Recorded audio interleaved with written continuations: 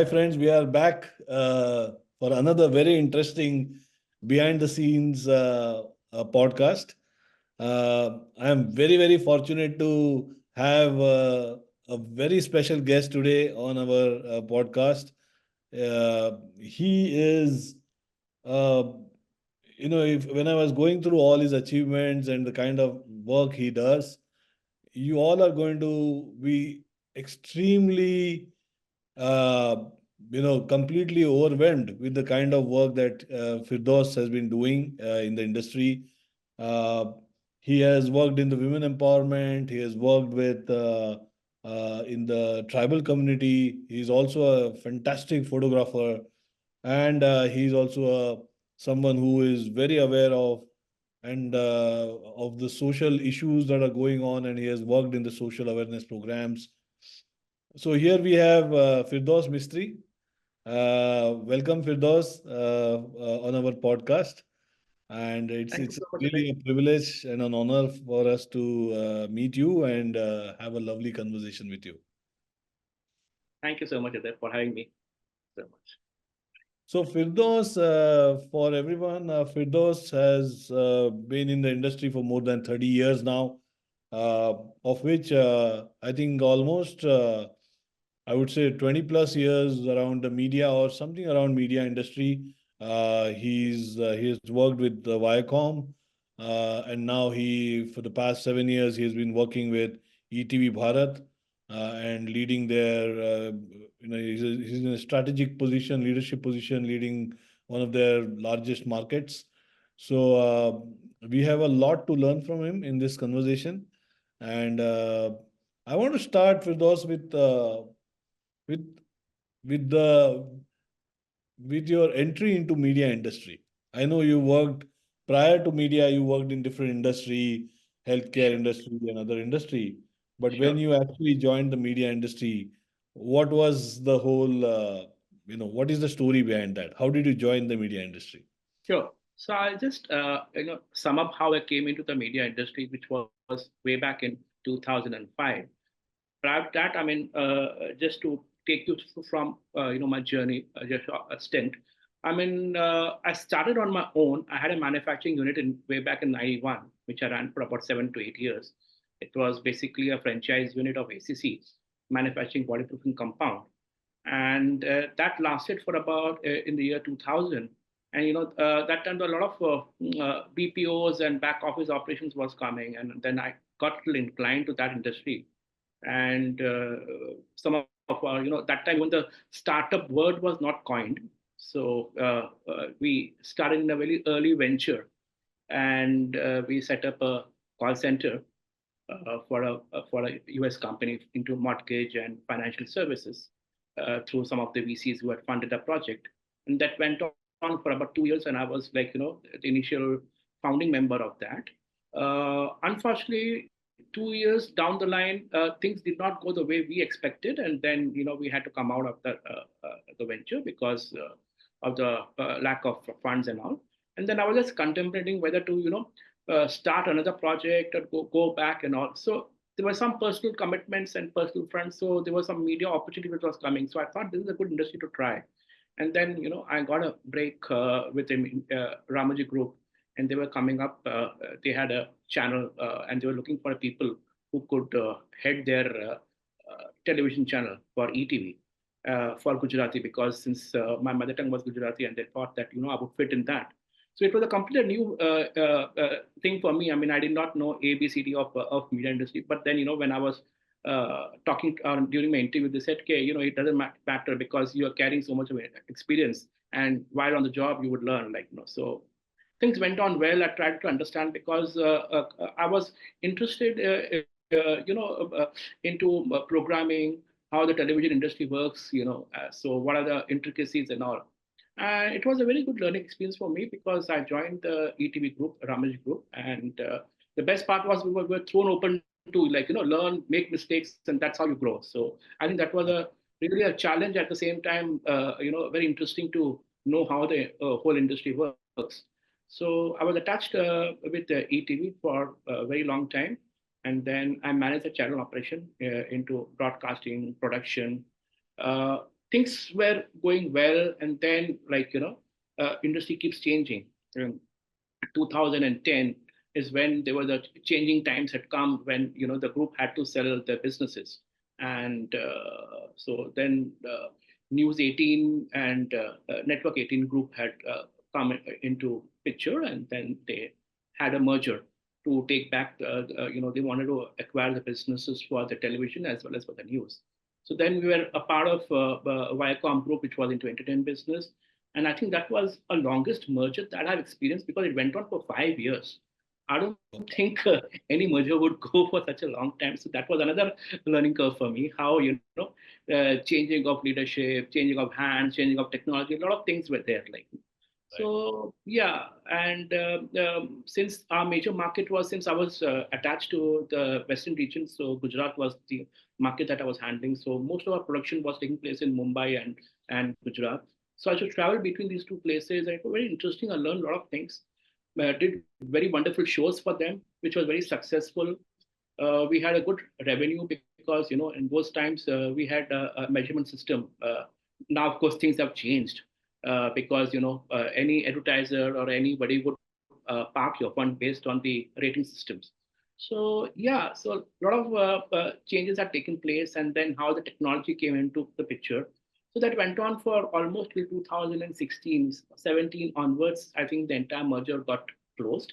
And then Ramoji Rao wanted to venture into another business, which was digital, because I think the legacy and the visionary that he had with him was very foresighted. I mean, they started with a very traditional print business, which is Inado Group, television, which was ETV, carrying a long legacy, and then getting into the digital platform, thinking that viewers and the upcoming generations will kind of switch from print, from traditional, so-called the idiot box, to your smartphones. So then the Bharat project started in 2018, and I was attached to that. And then it is rather into digital media, and we are available in all the Indian languages that we are catering to in news operations. And currently, I'm with ETV Bharat for the past almost 7 years, and I look after that eastern, western, and the northern regions. So you can say that half of India I'm looking into that operation.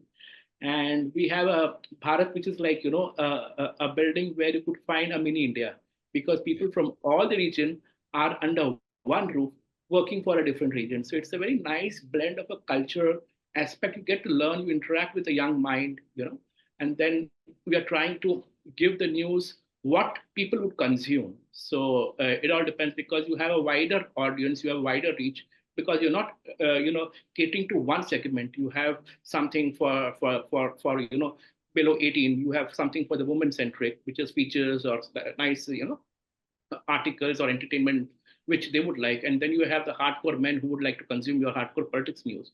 So we have something for everyone. And then we have specialized opinion pieces, like people who are a little intellectual, they would like to read some opinion pieces and all. So we have different sections. So we are catering to the wide audience, and our presence across pan India is, I think, it's really commendable. That this is a huge opportunity. We are fighting against the topmost brands who are already established in the market, and it's very different than what I did with television on so-called. Of course, I was not much involved with print, but what I did with television and what I'm doing right now with digital medium, it's too different. It's completely different, because it's very dynamic, it's very fast, speed, accuracy, and reliability. These are the three things that will stand out for any business. And of course, the kind of service that you give, and the user friendly, because your app or your platform that you are into, it should be easier for anybody to operate. It should be user friendly. It should cater to what they want. At the same time, we through our network, we are ensuring that the news reaches to the end consumer at the faster level, but at the reliability. And of Right. course, there are a lot of other platforms that we cater to. We are available on all the social media platforms. So we're pushing our content through various other platforms. So the journey is pretty interesting. A lot of new learnings are taking place. And, that the way AI and technology is taking place, I think, it's all the enabler. See, the basic thing remains the same. Your mother is your content. If you don't Yeah. have the right content, whatever you do, you have the best of technology, or the best of software, you have the best of the AI, it's not going to work. unless you have a solid content behind your back. That is what is, and the service. So these are the few things that, I'm enjoying, and at the same time learning a lot on this aspect. This is amazing. You have such a, in a nice way, in a very quickly given us a broad view of what an amazing journey you have had. And what I see is that you've always had the I think the instinct to go out for things which have never been tried, and looks like you have worked on. You have been almost the first of the initial set of people who get into venture into new things, right? Whether it is television, whether it is now digital, so it's amazing, and to see that kind of experiences that you have achieved because of the courage that you had to explore and try out different things. uh, I think what I really want to understand is, for the audiences, because we call this behind the scenes, Right. this podcast behind the scenes. So, for audiences, this particular session is going to be behind the scenes, the work that happens from the technology perspective, which you have been doing. And people, as you said, consumers are, you are consuming the content, whether it is news content or quick news bites, video bites, things like that. Or in the past, you manage the television. End of the day, there is a lot of hard work that happens from a technology perspective, which consumers will not do not understand. And I think this podcast is going to be very important for people who would like to know that there's so many things that are taking place to ensure that content is of top quality, it's reliable, and it is meeting their expectations, right? So. Uh, since you talked about AI, I just want to probably dabble a bit on that. What is this? What are these new growth areas or technology transformations that are taking place now in the media industry? It would be we would love to know your views on that, and it would serve as a very good guidance for a lot of youngsters who watch our podcast. So, over to you, Firdaus. So, coming to your question about the AI and the technology in the media industry, there's a rapid growth that I've seen because I was myself involved when I was in the traditional television business to the click ones, what you call the digital platform. People coming out of the mass communication college or journalism, doing, they are have a writing skill. Fine. When they work for television, it's a different. You have a pen and paper, and then you put down your script, you flash it, and it gets seen. But when you come to the digital platform, things have rapidly changed. Uh, Besides knowing your journalism, you also need to be a tech savvy because there are a lot of things that one needs to know. I'll give a simple example.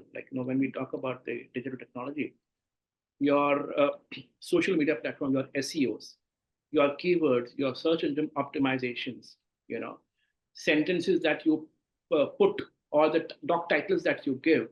These are the few things that, and then of course you need to know the Google algorithm, because if you don't meet those standards, those intricacies which are laid down, no matter whatever best of the news that you give is not going to fetch on the top three, because today the race is only 1, 2, 3. I mean, nobody goes to 4, 5, 6, 7. If you are in the page 6 or page 7, viewers are not going to go. They are only going to see what comes in top three.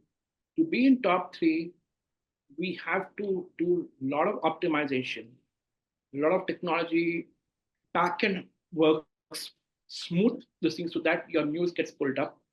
Your transmission time or the publish time should be in the milliseconds, so that the moment any breaking news comes with the proper keywords and all, you flash it and it's there, and the Google picks it up and you are on the top. Otherwise, you're going to miss the race, because there is always a herds of people who are better than you, and they're waiting to take the bite of yours. So besides only just writing, we technology and know-how of a digital social media platform or a social media push-ups are very important, because you need to boost your news at the same time. Coming coming to the AI part, which works at the back end, we have a lot of the something called the content management system, the CMS, that works with the AI technology to ensure that it talks to the front end and back end, also meeting all your the social media platform norms for Google and various other like Facebook and other things and all. So a lot of things goes on the back which a lot of people will not know, but those are extremely important because, as I told you, you have a beautiful content sitting with you, but it has to reach those wider audience. How do you do that? So with this technology enabler, with the right keyword, with the right content, with the right way that we frame the whole thing, is what is going to get and pushed to the end consumer, which is where they are going to get our news, or our platform will be coming and leading with the other competitors. So these are the few things that goes on. So one has to know. I mean, I'm not sure they need to be expert in this, but there are a lot of trainings that happen. But they need to change the mindset. That is not only the writing skill. Along the writing skill, you need to have a right keywords, the long tail, the short tail. There are a lot of things are there. I'm just giving some example. But Yeah. many things, it has to go with what is there in your content, so that the Google, it's all machine learning. So the machine learning will see the content.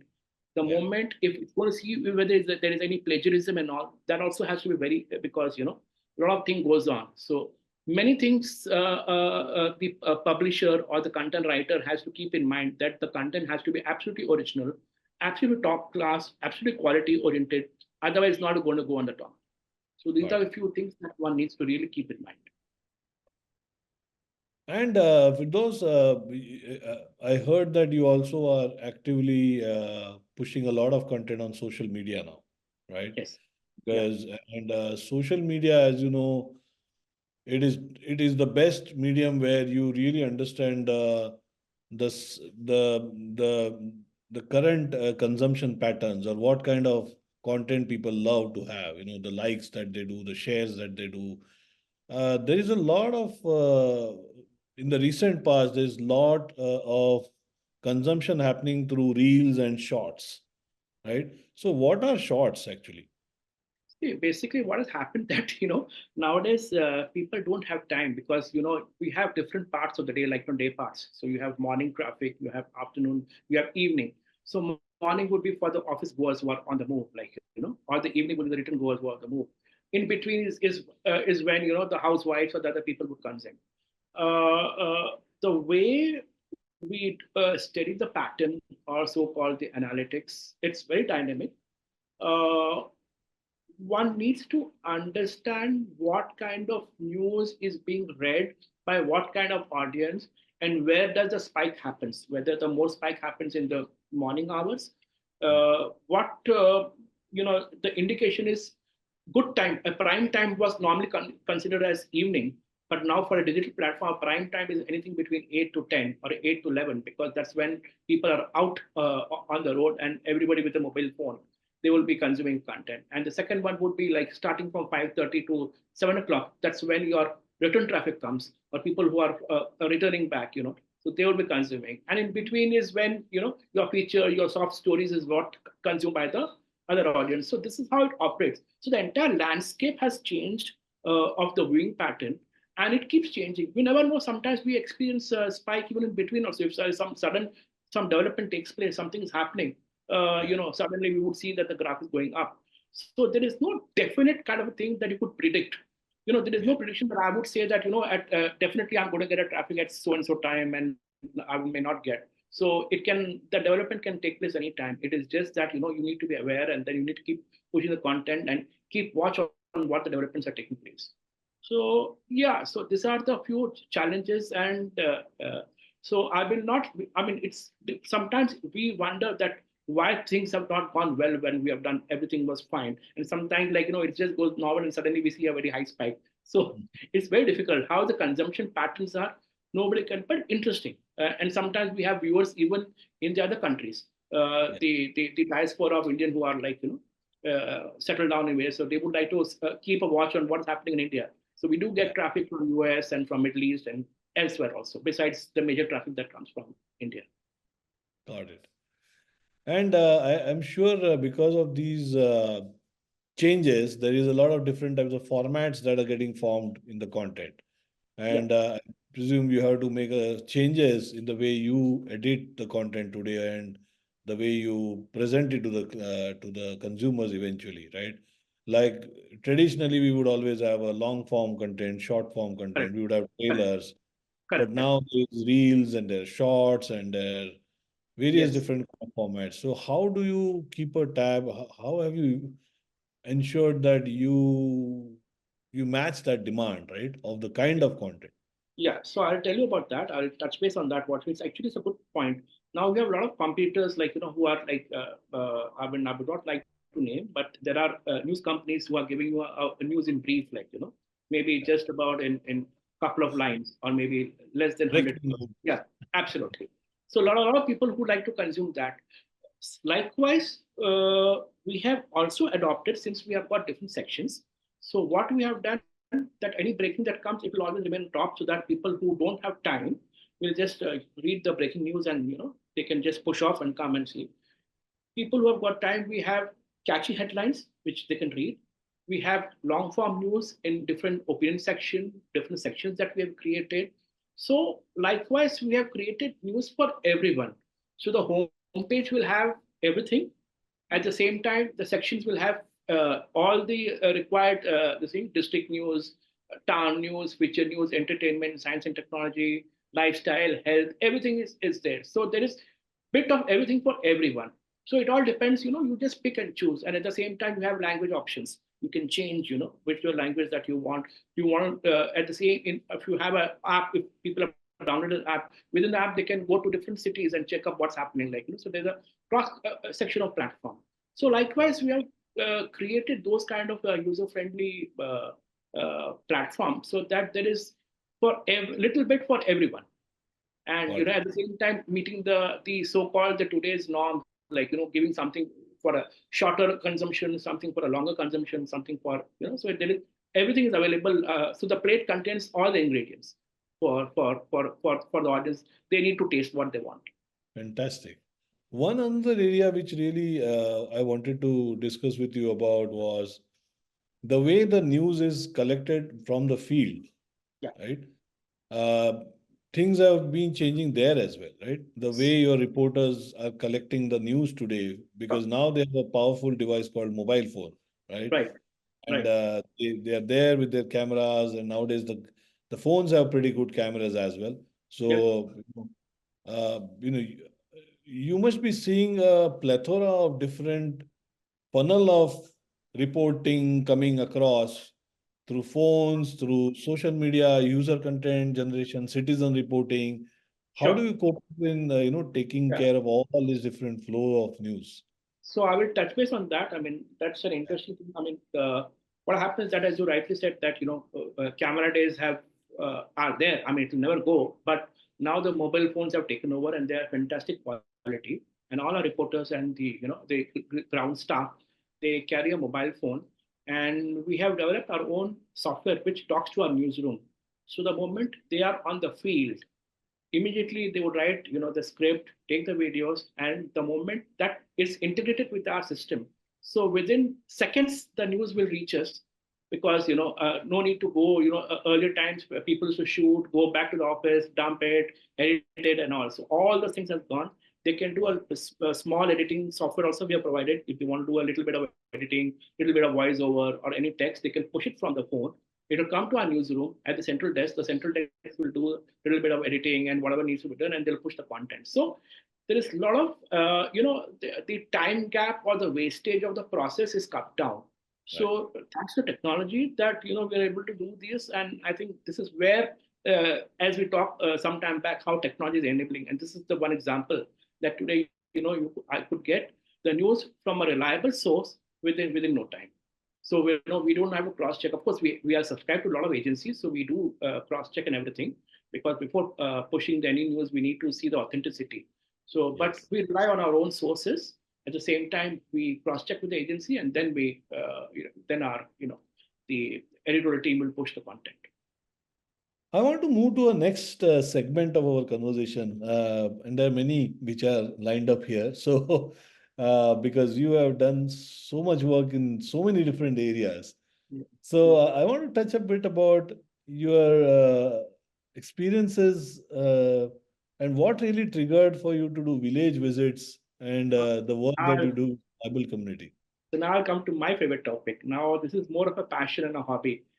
Yeah, So I'll just touch back how the this come. I mean, 2019 is when I was always very fond of photography.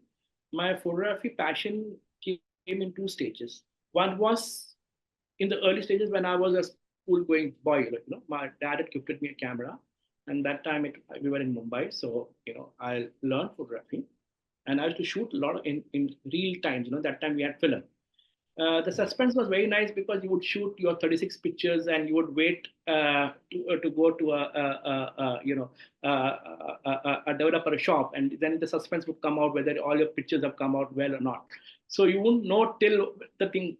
But it was a very good learning experience because I learned photography when I was in my teenage, and I continued for quite some time.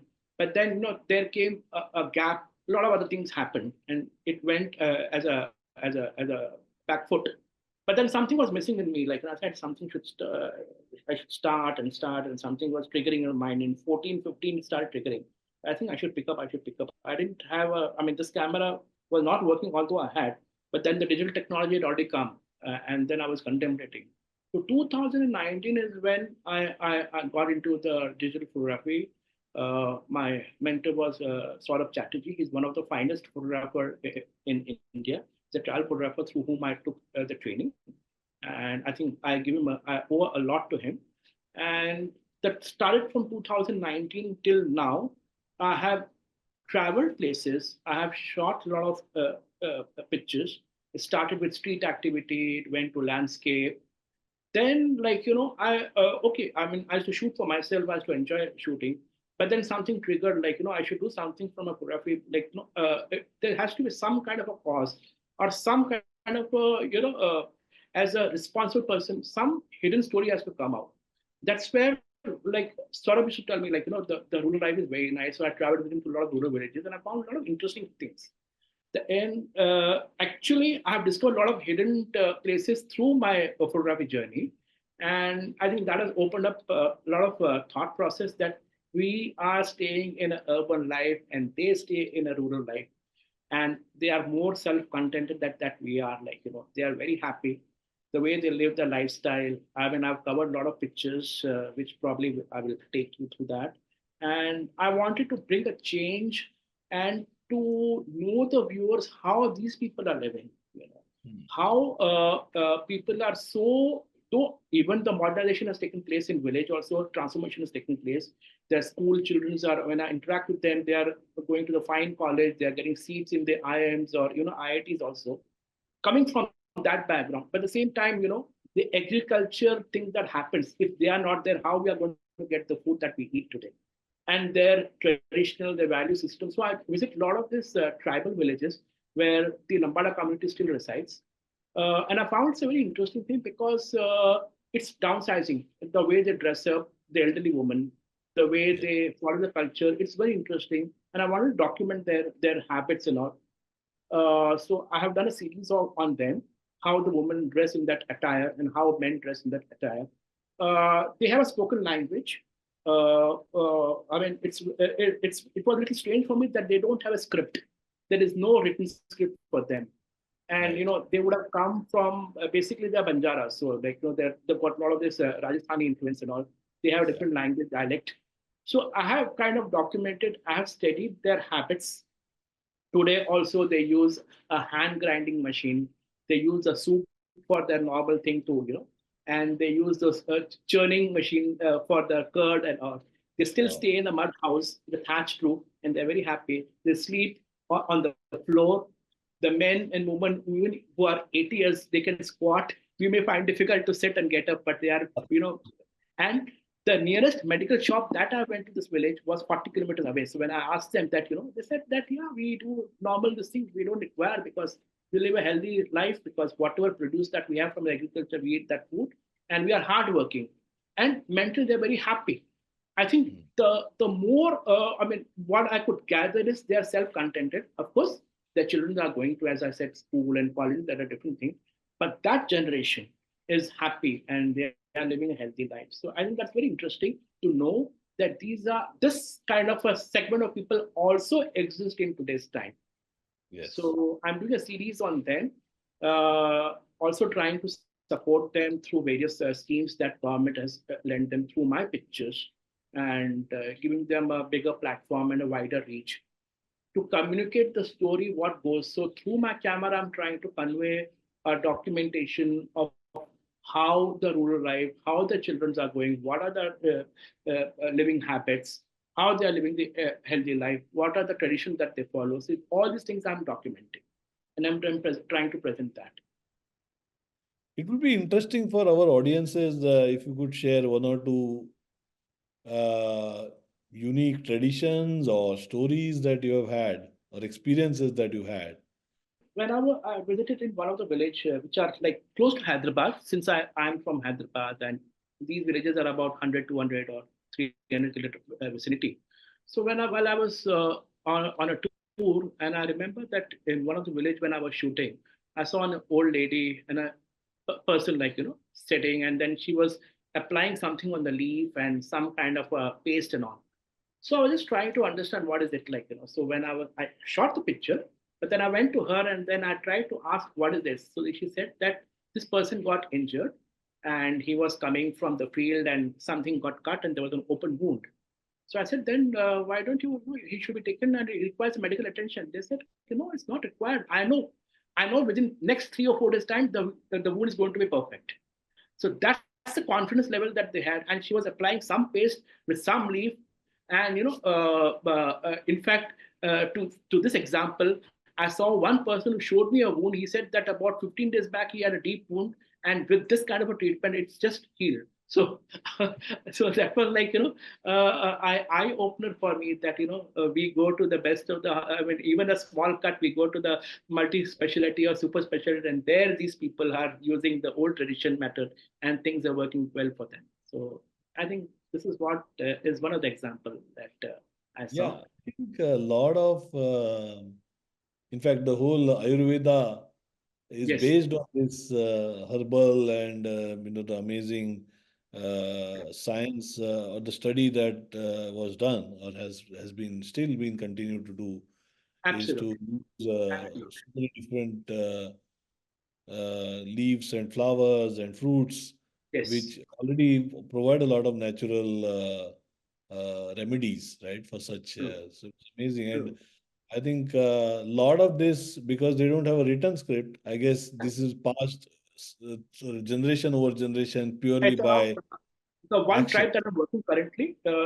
I was told that this is like the oldest tribe in Hyderabad, which is Wow. over 300 years old, and Wow. fewer than 3,000 people are residing in that particular village.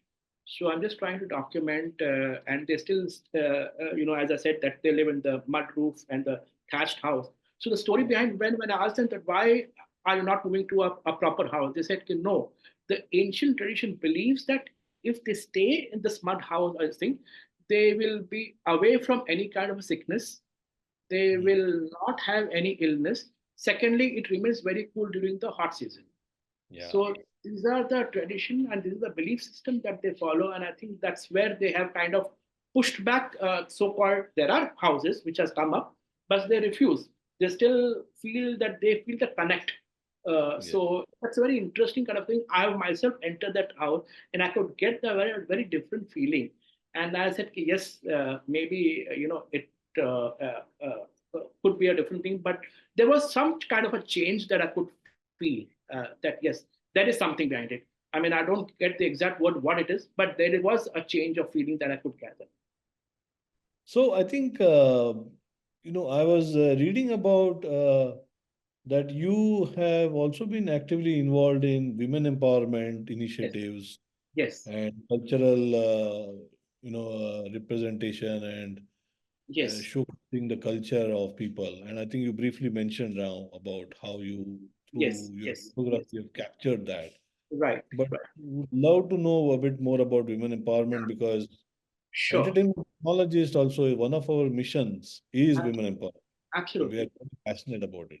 Yeah. Yeah. So recently, I was involved in a project by name 24 Hours Project, which was empowerment of women, and it was she who does the work. So we need to create a picture how women. So we moved to a lot of this vegetable market and many other places around Hyderabad, and to our surprise, this is actually documented.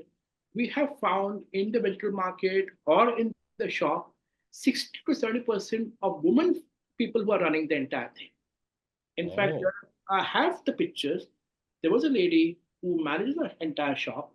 After taking the picture, I kind of asked her, "What is this?" She said, okay, "Yes, my husband also earns, but I like to run this business because I've got two children and they are studying. With this double income, I'm able to support them. And it also gives me a joy. It gives me a self, this is that this is my shop and this is the onus is that the joy that she displayed was wonderful, and that was she's seen on her face when I clicked the picture. So oh, like nice. that, even a small vegetable person also, she was born for she. And the other thing which I noticed, there was no differentiate between a man and woman. A woman would go lift those 40 to 50 kg of bag, unload them from the truck, take them to the vegetable market. There was no discrimination between men and women. If man can lift 50 kg, the women are there to lift 50 kg. So these are the things also I've documented. So I think that really calls for something like, I mean, we would not notice if we go to a vegetable market, we would just pass by, buy the vegetables, come back. But when you stay, when you see the things that are happening, and when you pay attention to the little things, that is when you come to know that what goes behind. It's not like, there are a lot of things that goes unnoticed. But we, as a content creator or making a documentary, we try to see things from a different lens, and that is where the small hidden stories that we pull out and we show it to the person, you know so that he or she knows that you might be just passing from a street, you will not unnotice, but there is somebody who's sitting and selling something. But there is joy in everything. Even a vegetable vendor or a fruit vendor, I've seen those. A lot of people are from the home background, they are running the shop. So I think this was a very interesting project. We shot that thing and it was done. We displayed the pictures, an exhibit, and the story what goes behind the scene. So I think so. It's not only clicking the pictures; it is making the picture, and the what goes behind that is more important. It's not only you. I mean, today, like when you have a smartphone, everyone thinks he's a photographer. That's nice, but it's more than that. Like one would click picture for a joy, one would click picture for a purpose, and I believe the second front where I think there has to be a purpose for what, and that's where the real joy comes. If I'm able to make a smile on somebody's face, I think Yeah. that is what gives me a satisfaction, and that is what my soul uh, would be like, satisfied that okay, something I've done. Wow. Amazing. I think you touched upon a very interesting aspect, and maybe because you are so passionate about photography and you have experimented with photography, you have kind of have an innate ability to look at things more closely, right? And I think you mentioned something very interesting, which probably people should also and we all should learn from is many times you should take a stop at what you're doing to just have a look at who you are interacting with, and Absolutely. you could actually derive so much more by just watching and observing, and I think that Absolutely. was a very interesting aspect that I could catch. So very interesting. And I would just like to stress upon one more point taking from this. Besides shooting the people, besides also we have to be extremely careful and cognizant about our nature surrounding. See, today's time we are going against the nature. I have shot a lot of landscape. I go to a lot of people. There are beautiful places. There are beautiful landscape which are there. At the same time, in those landscapes, you'll find garbage. You'll find plastic bags. You find tourism people not keeping those tourism culture, people drinking the pepsis or the cokes and throwing away the bottle. I won't click that. At one side you have a beautiful landscape in front of you, and when you focus a camera on the ground, you have all the garbages. I think I want to document this, and I want to really show to the people that we need to be a responsible person, because we are going against the nature, and the nature is hitting us back. We have the climate change. the ecological turnaround that is happening, the way things are going around. I think this is very important that every citizen, I mean, we should travel. I'm not saying the people should not travel, people should go to the places, but they need to be mature, understand that, you are going against the nature. You have to respect the nature. If you don't respect the nature, nature will hit you back so badly that we all are going to face this. So this is, I think, it's very important that people should be absolutely careful, aware that your surroundings are equally important. Many times we see when people come to a home, they remove the footwear and go. Why, when you go out, if dustbins are not that, carry a plastic bag, take it with you, come home, throw it in the right place instead of throwing it there. Don't litter it around. After all, this is the nature. You go against the nature, nature is going to get back to you. So that respect is very important. And I think that's one more project that I'm working on.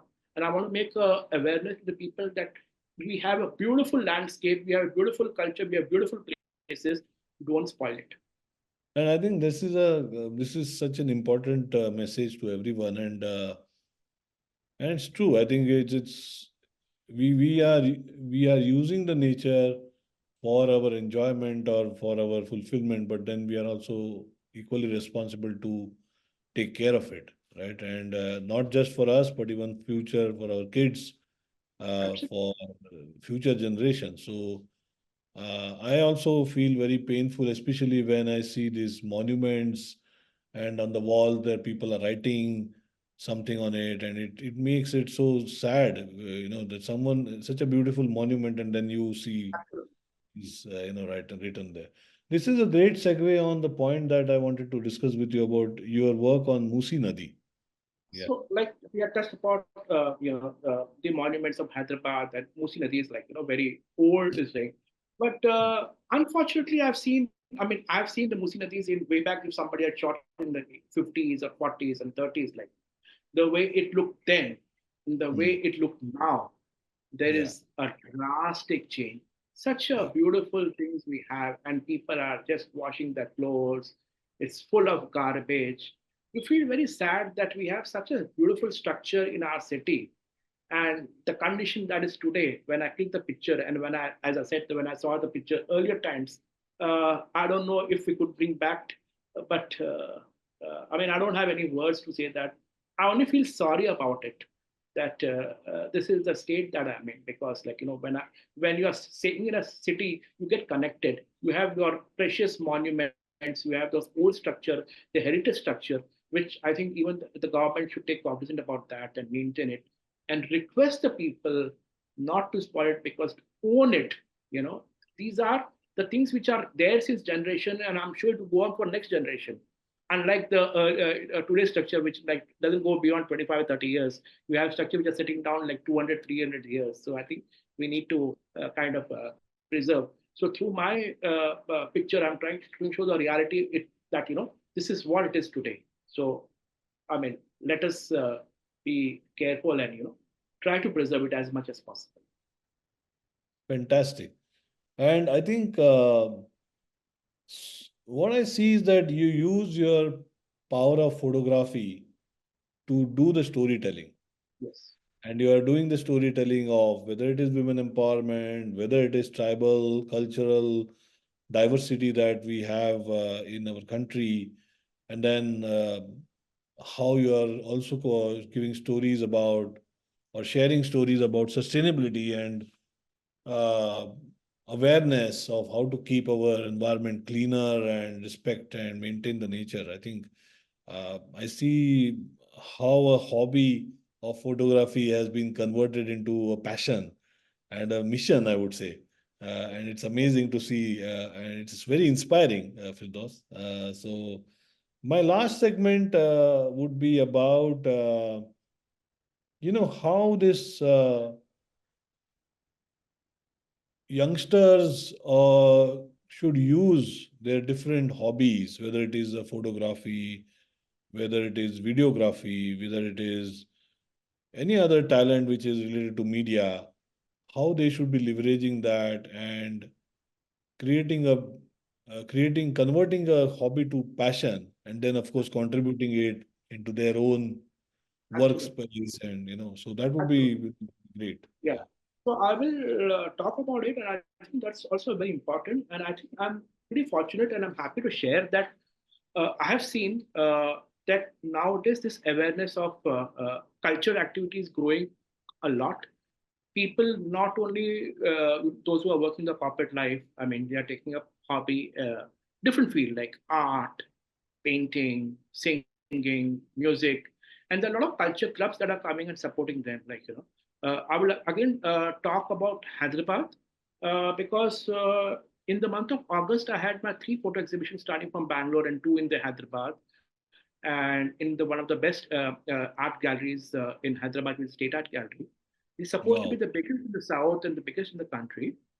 And well, in one of my recent exhibition, which is still ongoing, which is going to end day after, which is 31st, the tourism minister had come, and on the Where is that inauguration, happening with those? a state art gallery, Hyderabad.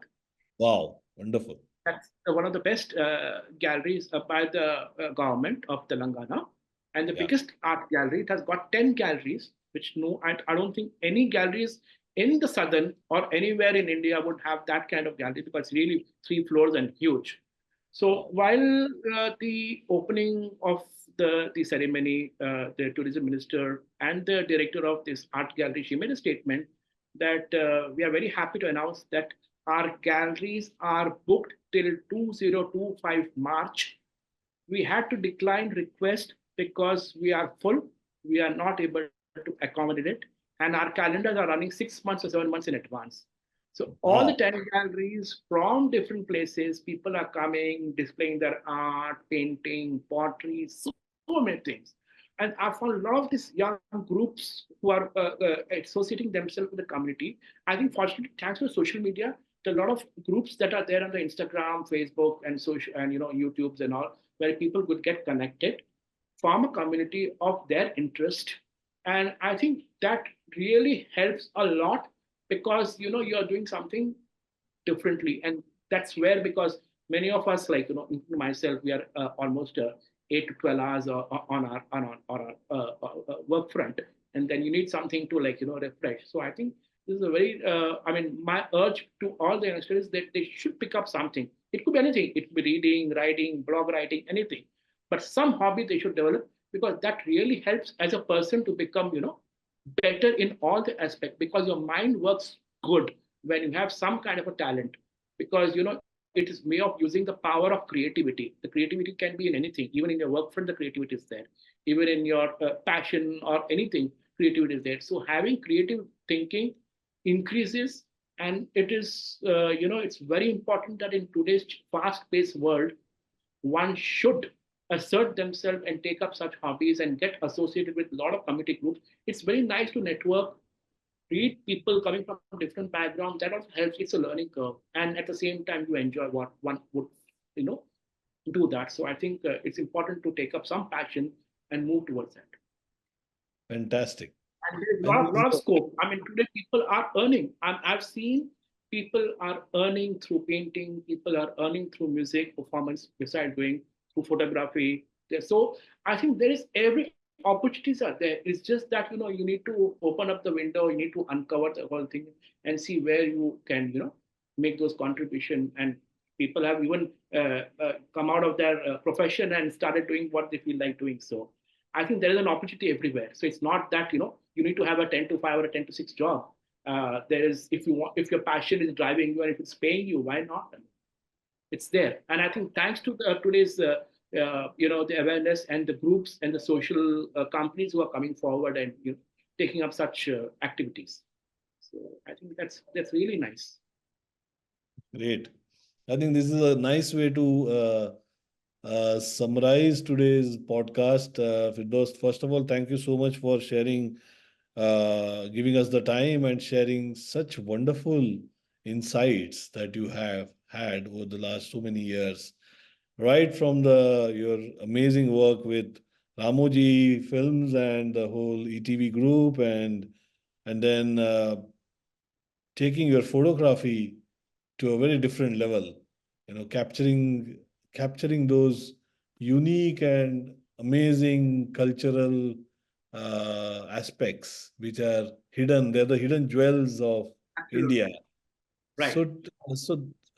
Tell me a bit about this picture. Okay, so now I'll come to this picture. I've already spoken to this thing. Like, these are the Lambada tribes. In particular, these are Mathura Lambada, who Okay. are kind of downsizing, and they are in a place which is about 200 kilometers in a Gandhari district. And as I was talking to you, that's if you see, they are staying in that thatched roof.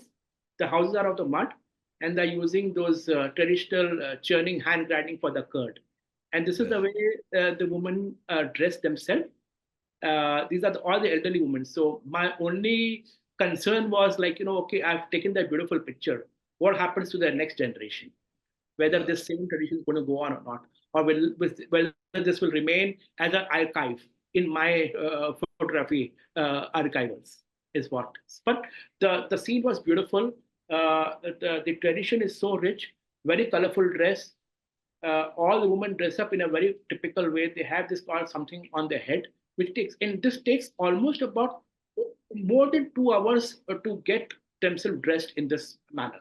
Wow. There's an entire process that goes on. Wow. Amazing. So now, why I shot this picture? Now, this is of a young girl. She's just in her maybe in her 15 or 16 years. So I went to this village is in Shamirpet. So I kind of encouraged her. She was telling me when I was talking to her that yeah, I have a dress we wear only on the occasion. I said, why on the occasion? Why not otherwise? They said, yeah, we go to school, we go to college, and we don't have time. So then I asked them that are you going to carry this generation and all? They said, yes, we would love to, but only thing that the times are changing. I told them, okay, I want to photograph. I want to see how you look in this particular dress. She was so happy that she said, can you wait for some time? I would like to get dressed and show how we wear our tradition. And this is where she kind of went inside, got dressed, and then when I clicked. So this is how the younger generation should be, and hopefully this tradition should carry from that woman to this generation, and the way they dress up, this should go on for I think years to come. Wow. Beautiful. This is another woman. She is quite old. I liked about her feature, her way of expression, as though she was in a. I mean, this I clicked when she was not looking at my camera. So it was a very candid shot. I like this particular shot because she was just thinking of something, and that's where. And the main, if you see it on her neck, this is a very traditional kind of a thing. It's very heavy. When I Yeah. went and spoke to her, they said that this particular thing is like few hundred grams that they need to wear, Wow. and yeah, so this kind of things you get to see around with them. Okay, this was the same thing where they were using the soup for their, I don't know if the right word is that, but for this is the daily activity that goes on. And I wanted to click that little boy because he was unconcerned. He was just sitting. So I kind of didn't disturb him. I stood in a different place so that they do their activity. At the same time, I get the shot. At the same time, I wanted to show the how their houses looks like. So this is what the daily activities that they would be doing. Wow. So I want to give an environment kind of a thing to get the feel how they are. You can see they are sitting on the floor. This is how they even when we talk to them. I also sat on the floor and talked to them. So yeah, this is Yeah. how their daily lives are. Wow. Okay, Beautiful. now yeah. So now this is coming to the landscape. This is a beautiful island in Hyderabad, which is about 200 kilometers, known as Vizag Colony Beach. It is close to Devarkonda village, and it's a small island which divides Telangana, and the other side of the boat that you see is Andhra. So Oh, yeah, yeah. So it's between Telangana and Andhra border. It's a beautiful island, very natural landscape. And this was towards the evening sunset when the major activity that goes on is fishing. People here, they live on the fishing business. So this is yes. when the evening time when the people were about to park their boats. And I like this kind of a scene, which I just wanted to show them that, how this beautiful landscape or the nature looks like. So this is Wow. one of the shot. You could also see Really? how the sun is going down. Yeah. Oh, beautiful. Now I will talk about this. Many times people would wonder that this could be some forest. Yes, it is a forest, but this forest is in our Hyderabad KBR Park. Forest Department has a small forest which is used for the research purposes. they don't let people shoot this area because this is a restricted area. Okay. This was a festival in the month of November when this park was open to photographers and were called there. And this was such a beautiful, lovely forest. And it was during November time, so there was a nice fog. And there's a Yeah. beautiful landscape that I want. That's the reason I wanted to shoot this picture and I converted it into black and white to get that feel Yeah. and to show the depth. Brilliant. Such a beautiful picture. Okay. Oh, wow. I'll talk about this. This is the picture which is currently in my exhibit in one of the exhibit that is ongoing. This is when Yeah. I traveled to West Bengal. This was last year October when I went to cover the Durga Puja. It was almost 9 days of my tour, and this is a place in Srirampur district of West Bengal. We had gone to cover the traditional Durga Puja. While I was shooting the pandals of the Durga Puja, suddenly my eyes went on this building and Yeah. I could see this was an afternoon, a beautiful mirror like reflection. And this was an afternoon. And this really caught my attention, caught my eyes, and this is where I clicked a couple of pictures and I got this kind of a picture. So this is how the power of So nature is. so clearly the eye Absolutely. for a beautiful photography. This is what you have colors here, you have a crystal clear Everything. reflection. It is a brilliant capture. Wow. Thank you so much.